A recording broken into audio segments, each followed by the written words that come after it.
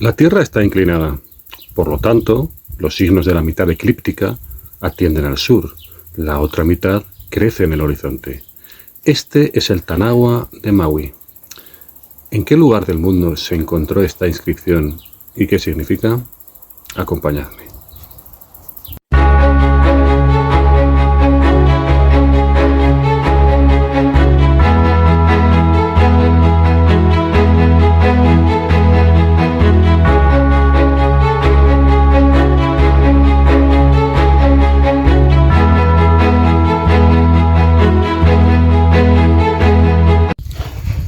Bienvenidos al 29º capítulo de Alter Historia, el canal de historia alternativa.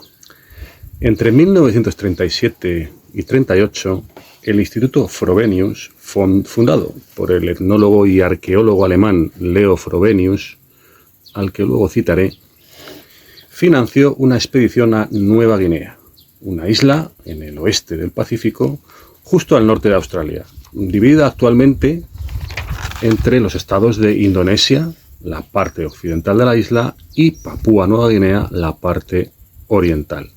Bien, en esta expedición del Instituto Frobenius, Joseph Roder, de la Universidad de Frankfurt, localizó en una cueva situada en un lugar llamado Sosorraweru, que está, vemos en el mapa, en la llamada a veces Bahía McClure o también otras veces Bahía de Berau. Bien, en esta cueva, Joseph Roder localizó y señaló diversas inscripciones en la roca, entre ellas algo que parecían barcos. Bien, esta cueva, situada en el extremo occidental de la isla de Nueva Guinea, es el origen de toda esta historia de Rata y Maui. Aquí es donde tenemos que meter en la historia al personaje fundamental, que se llama Barry Fell. Barry Fell era un inglés criado en Nueva Zelanda, graduado en zoología por la Universidad de Wellington, la capital de Nueva Zelanda, que comenzó a trabajar en la Universidad de Harvard en 1964. Su especialidad era la biología marina. Sin embargo, desde muy pronto, desde los años 40, él se había aficionado también a la epigrafía. La epigrafía es el estudio de las inscripciones hechas sobre materiales como piedra, metal, madera, hueso, cerámica, en diversas épocas de la historia, y su descifrado. ¿De acuerdo? En la década de 1940, Barry Fell empezó a estudiar petroglifos polinesios. Los petroglifos son inscripciones concretamente en piedra. Bien, Polinesia, bueno, esta zona del Pacífico que podemos enmarcar entre las islas Hawái, Nueva Zelanda y Rapa Nui, la isla de Pascua. En este triángulo podríamos comprender lo que es la Polinesia. Barry Fell,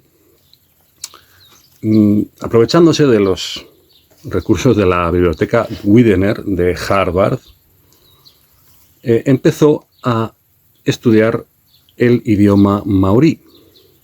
Es un idioma que a día de hoy se sigue hablando tanto en Nueva Zelanda como en las islas Cook, el idioma de los aborígenes de esta zona del Pacífico, los maoríes, que también está muy relacionado con el tahitiano, digamos que es otra de las lenguas de Oceanía más extendidas. Barry Fell escribió lo siguiente. Atención a este texto porque vamos a analizarlo pormenorizadamente. Cuanto más antigua es una inscripción, más se acerca su vocabulario a esa mezcla de griego y egipcio que una vez se habló en el norte de África después de que Alejandro conquistó Egipto. La más antigua de todas las inscripciones resultó estar escrita en el antiguo libio, un dialecto del egipcio hablado por los pescadores de piel morena a quienes los griegos llamaban mauri. Aquí tenemos que retrotraernos al siglo IV a.C., en la época de las conquistas de Alejandro Magno. Alejandro Magno conquistó, entre otros lugares, Egipto, y a su muerte el poder en Egipto lo heredó uno de sus generales, Ptolomeo. Este Ptolomeo os sonará a los que hayáis visto la película de 2004, la película de Alejandro. Lo interpreta Anthony Hopkins y es el anciano que dicta al escriba la historia de Alejandro. Bueno, este Ptolomeo I, digamos, reinó en Egipto desde el 305 a.C. y todos sus sucesores también se llamaron Ptolomeo, hasta Ptolomeo XIV. Bien, finalmente la dinastía ptolemaica finalizó con Cleopatra VII, la famosa reina Cleopatra. Esta dinastía, por tanto, duró prácticamente 3 siglos, desde el 305 a.C. hasta el 30 a.C., los Ptolomeos o Lágidas, que también se les llamó de esta manera. A esta época es a la que se refiere Barrifel cuando habla de esa mezcla de griego y egipcio que una vez se habló en el norte de África. Estamos hablando de lo que se ha venido a llamar la época helenística. Después de las conquistas de Alejandro, la época en la que la cultura griega y la lengua griega se extendieron por buena parte de Asia y del norte de África. Los griegos solían llamar Libia a todo el norte de África al oeste de Egipto, lo que a día de hoy sería la actual Libia, pero también Túnez, Argelia, Marruecos, Mauritania, etcétera, ¿verdad? Mauros, en griego, que luego pasó al latín mauri, significa literalmente oscuro. Es como los griegos se referían pues a los bereberes, a los que después se ha venido a llamar los bereberes, que son, digamos, los aborígenes de toda esa zona del norte de África. De esta palabra mauro proviene moro y también proviene, por ejemplo, el nombre del país de Mauritania, ¿verdad? Vemos en Estrabón, por ejemplo, un geógrafo del siglo I de nuestra era, cómo se refiere precisamente como mauros o también maurusi a, digamos, los habitantes de toda esta zona que fluctúa, porque hay veces que se habla de Numidia como algo distinto de Libia, otras veces esta zona llamada Numidia también se integra en Libia. Digamos que depende del autor, depende del mapa. Vemos cómo, bueno, esto de Libia fluctuaba, quizá puede abarcar incluso todo el norte de África al oeste de Egipto. Esto es, digamos, la mayor extensión que podía llegar a abarcar el concepto este de Libia, pero podía ser también menor. Bien, ¿cuál sería la inscripción que Barrifel decía que podía estar escrita en el antiguo libio? Pues es la inscripción que os había leído en la entradilla. Vuelvo a leerla. La Tierra está inclinada, por lo tanto, los signos de la mitad eclíptica atienden al sur, la otra mitad crece en el horizonte. Este es el Tanagua de Maui. Al lado de la inscripción apareció el dibujo, este dibujo del supuesto Tanagua. ¿Y qué era este Tanagua? Pues al parecer podría ser algo muy parecido a lo que se llamó en la Edad Media Torquetum, un instrumento medieval de medición astronómica. Algo muy parecido. Trabajaba con 3 conjuntos de coordenadas, la horizontal, la ecuatorial y la eclíptica. Un colaborador de Barrifel, llamado Sentiel Rommel, hizo una copia, que podéis ver, de este supuesto Tanagua, de la inscripción que se encontró en esta cueva de la que os he hablado, la cueva de Sosorraweru, en el oeste de la isla de Nueva Guinea. Esta es la interpretación que hizo Barrifel de esta inscripción, suponiendo que estaba escrita en el antiguo libio, comparándola con otras inscripciones conocidas, pocas, porque hay pocas, del antiguo libio de época helenística, y una interpretación muy discutida. Ahora veremos, pero es la interpretación que él hizo. La interpretación epigráfica que él hizo de esa inscripción. Bien, la segunda parte de esta apasionante historia nos lleva a otra parte del mundo, concretamente a Chile.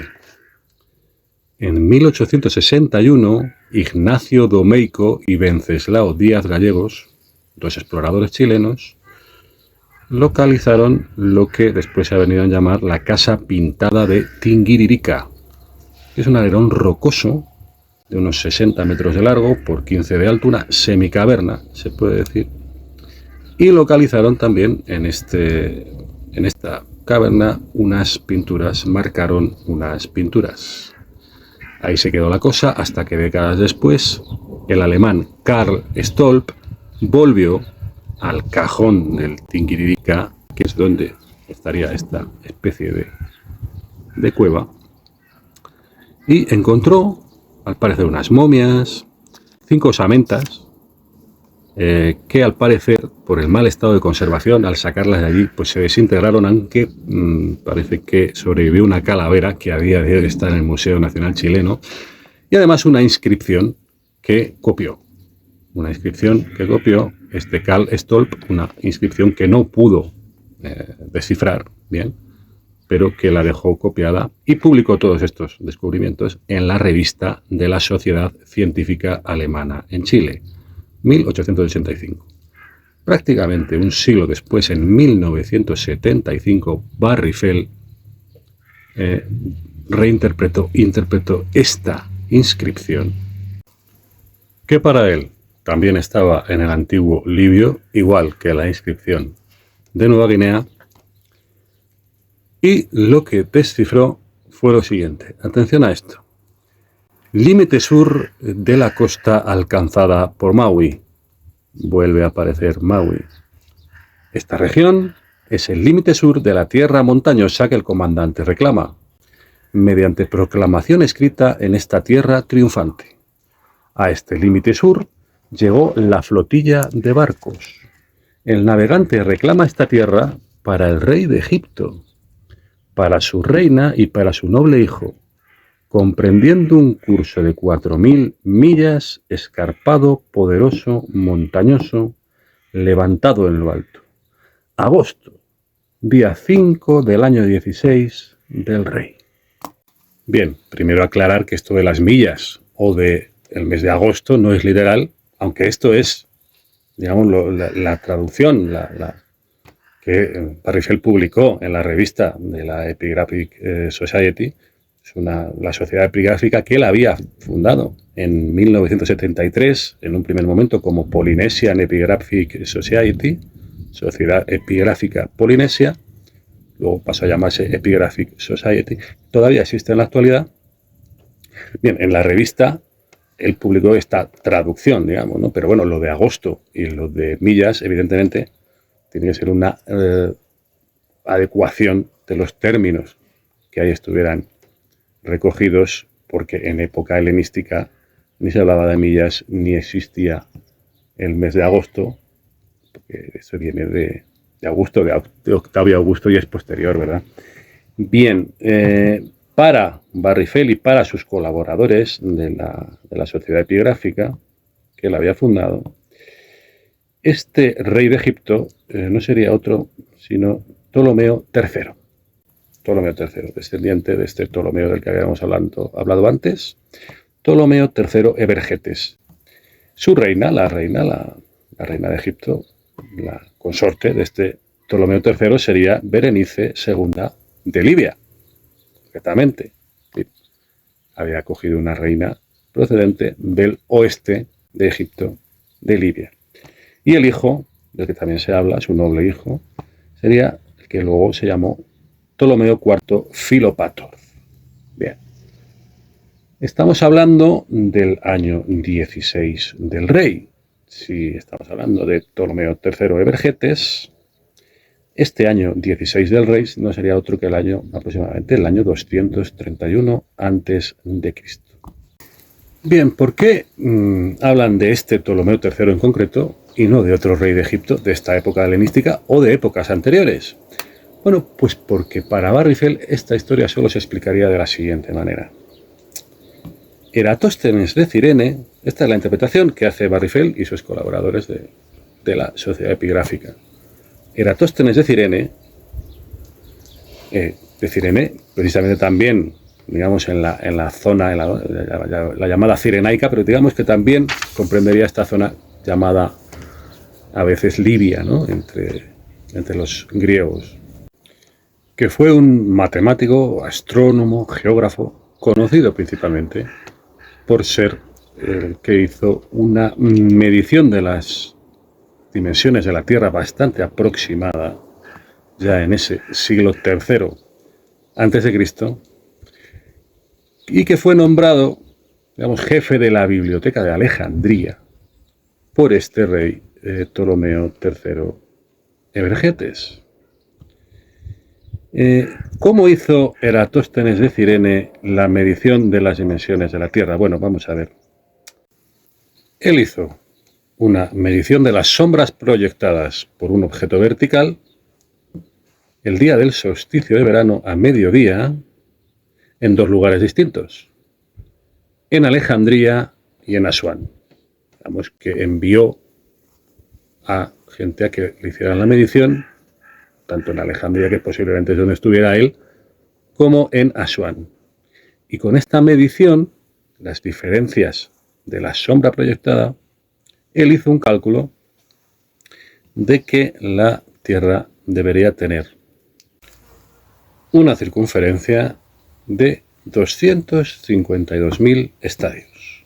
Claro, aquí depende de si Eratóstenes estuviera usando el llamado estadio griego o estadio ático o ateniense o el estadio egipcio. Si estuviera usando el estadio griego, ahí habría tenido un error aproximadamente del 15%, pero si hubiera usado el estadio egipcio, el error sería de menos del 1%. Bien, la teoría de Barrifel es que Eratóstenes propuso a Ptolomeo III armar una flotilla de barcos para comprobar nada más y nada menos que esto, la dimensión de la circunferencia de la Tierra. Estaríamos hablando del primer intento de circunnavegación de la Tierra, mucho antes de Magallanes y Elcano. Bien. Según Barrifel, Ptolomeo III habría armado una expedición de 6 barcos. Esto de los 6 barcos no sé de dónde lo saca, porque en la inscripción que él traduce habla de una flotilla de barcos, pero no de cuántos. No sé exactamente de dónde saca lo de los 6 barcos. Comandada por Rata y Maui. A Maui ya le hemos visto en ambas inscripciones, la de Nueva Guinea y la de Chile. Maui sería, digamos, el piloto, sería el que haría los cálculos, el experto en astronomía, en navegación, el que manejaría el Tanagua, este instrumento de navegación parecido al torquetum medieval. Bien. Y Rata sería el capitán, digamos, el comandante de la expedición. Ambos marineros serían oriundos de Libia, de la zona al oeste de Egipto, como el mismo Eratóstenes. De hecho, según Barrifel, lo más lógico es que Maui hubiera sido discípulo del mismo Eratóstenes. Esto explicaría el por qué las inscripciones que se han hallado en diversos lugares del mundo estarían escritas en el antiguo libio. Aquí hay un asunto importante. Vamos a ver. No hay noticia antigua de este viaje. Es decir, todo esto es una creación de Barrifel y sus colaboradores de la Sociedad Epigráfica en base a estas descripciones y a otras que luego veremos. Pero digamos que no hay nada recogido en los anales, digamos, del reinado de Ptolomeo III ni de otro rey de la época helenística en Egipto sobre una expedición de estas características. Entonces, bueno, esto es muy importante porque es cierto que a veces cuando se habla de este viaje de Rata y Maui pareciera, ¿no? Es bastante popular, digamos, en ambientes, digamos, precisamente de esto de historia alternativa, de misterio y demás. Pareciera que cuando se habla de esto, que es que sí, que realmente de este viaje se supiera desde la antigüedad, pero no se habría sabido qué habría sido de estos barcos, y gracias a los descubrimientos, a las interpretaciones de Barrifel, pues se podría haber armado un poco el puzzle. En absoluto, no tenemos noticia ninguna de Rataimawi antes de, digamos, de que Barry Fell descifrara estas inscripciones de Nueva Guinea y de Chile. En absoluto. Esto es importante. Tenemos que tenerlo en cuenta porque me parece fundamental. También hay que tener en cuenta porque, por ejemplo, casi inmediatamente el Departamento de Ciencias Antropológicas y Arqueológicas de la Universidad de Chile refutó la traducción, digamos, de Barry Fell sobre estas descripciones del Tingiririca. Es cierto que luego este departamento no ofreció un desciframiento alternativo, digamos, ¿no? Ni para la inscripción de Nueva Guinea ni para la de Chile hay una traducción alternativa que esta. Más que nada porque se entiende que, son signos, símbolos posiblemente de un alfabeto. El de Nueva Guinea se entiende que es distinto absolutamente del de Chile, pero que no, digamos que no hay interpretación posible, no se tienen los datos suficientes, ¿no? No hay nadie que se haya atrevido a hacer una traducción alternativa. El único que se ha atrevido ha sido Barry Fell. Por eso, digamos, que ha tenido tanta trascendencia después esta manera de descifrar estos símbolos, estos signos. Para él, digamos que esta expedición, como digo, habría salido de Egipto, posiblemente según ellos dicen, en el 232 a.C., que sería un año antes de la fecha que aparecería en la inscripción de Nueva Guinea, que sería el 231, el año 16 del rey Ptolomeo III.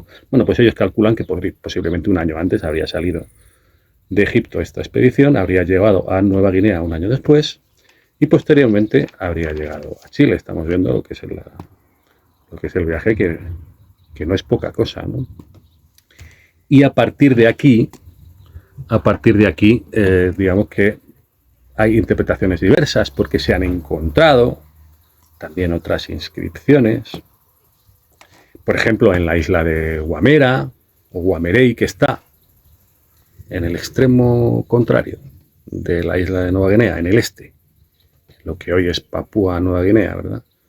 En esta isla de Guamera también se encontró una inscripción que Barry Fell relacionó con toda esta historia. En las islas Pitcairn, en el Pacífico, este archipiélago de la Polinesia, que es conocido porque aquí es donde llegaron los rebeldes, digamos, del motín del Bounty en 1790 a las islas Pitcairn, que digamos que luego se hizo varias películas se hicieron, sobre todo la más conocida, la de 1962 de Marlon Brando, del motín del Bounty, ¿verdad?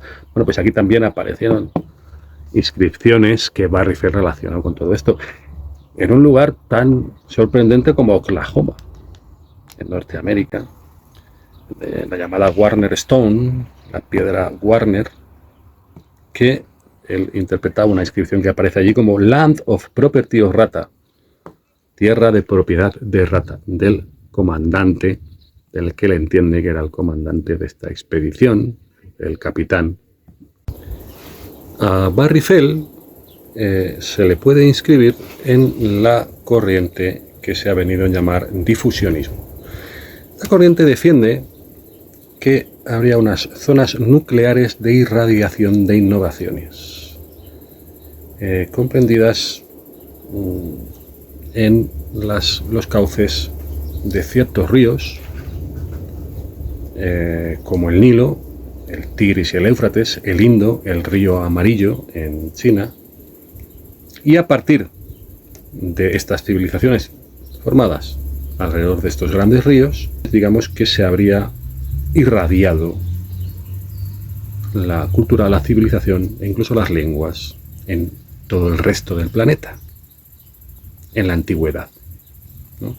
Es una versión puramente de historia alternativa, que es de lo que trata este canal, el difusionismo. En el resto del planeta, digamos que culturas inferiores habrían imitado a las grandes civilizaciones en todo tipo de aspectos artísticos, tecnológicos, culturales, lingüísticos y demás, ¿no?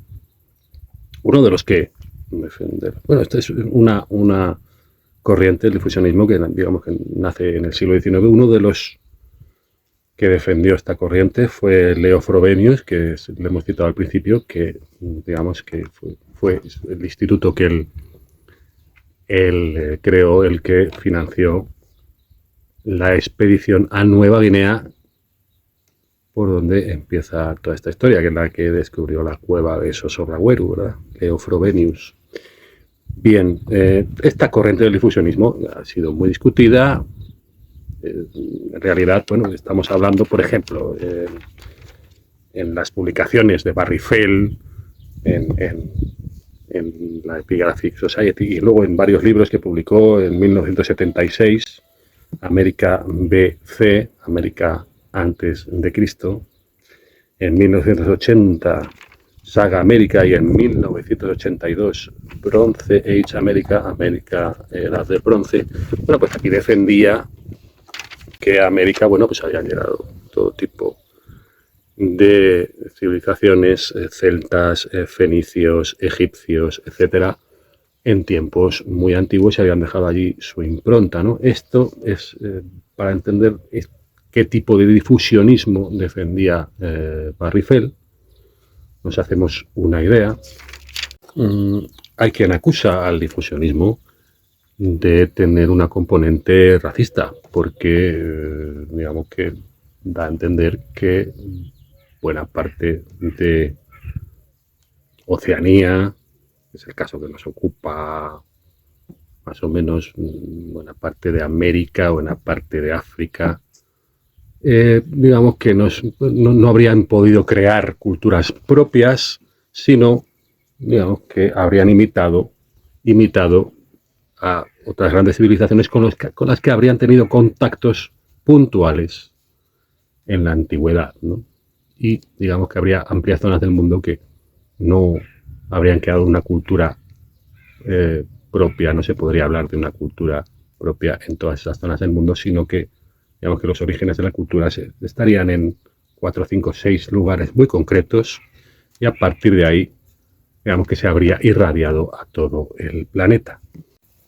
Claro, toda esta historia a mí me produce muchas dudas. El mismo nombre de Maui, estaríamos hablando de que es un héroe, un semidios de la mitología de la Polinesia, de las islas Hawái y en otros lugares de la Polinesia hay mitos sobre este héroe, Maui. Era un gran pescador, digamos, se puede entender, un gran civilizador, incluso creador de islas y tal y cual. Una de las islas, Hawái, se llama así, Maui, precisamente, ¿no? Y digamos que, según la teoría de Barry Fell, es precisamente por eso, porque se tiene el recuerdo del viaje de estos personajes procedentes de Egipto y que habría quedado en la memoria de todos estos pueblos oceánicos el personaje de Maui y habría llegado pues, a ser una especie, bueno, pues eso, de semidios, de héroe mitológico. Pero claro, yo me planteo, dice, puede ser al revés, puede ser que Barry Fell, sabiendo que existía este personaje en la mitología polinesia, Maui, hubiera adaptado su interpretación, su descifrado de las inscripciones para hacerlo coincidir con esto y que así cuadrara mejor su historia. Es perfectamente posible también. La verdad es que no sé qué pensar a este respecto. Él venía a decir que el maorí, el antiguo maorí del que se deriva, incluso la actual lengua maorí, su origen sería el dialecto libio, el dialecto libio que se usaría en la época helenística, ¿no? E incluso el tahitiano, que está relacionado con el maorí, pues exactamente lo mismo. Es una historia verdaderamente apasionante. Tiene mucho todavía posiblemente que investigar. No se puede descartar nada, es verdad que esto de la epigrafía a veces, cuando no se tienen suficientes datos para comparar, no se tiene lo que se viene a llamar, no se tiene una piedra roseta, ¿no? Que haya una inscripción que esté en varios idiomas distintos y se pueda comparar un idioma conocido con otros que aparezcan en esa inscripción para poder descifrar ese idioma, pues realmente esto de la epigrafía, cuando lo encontramos en todo el mundo, ¿no?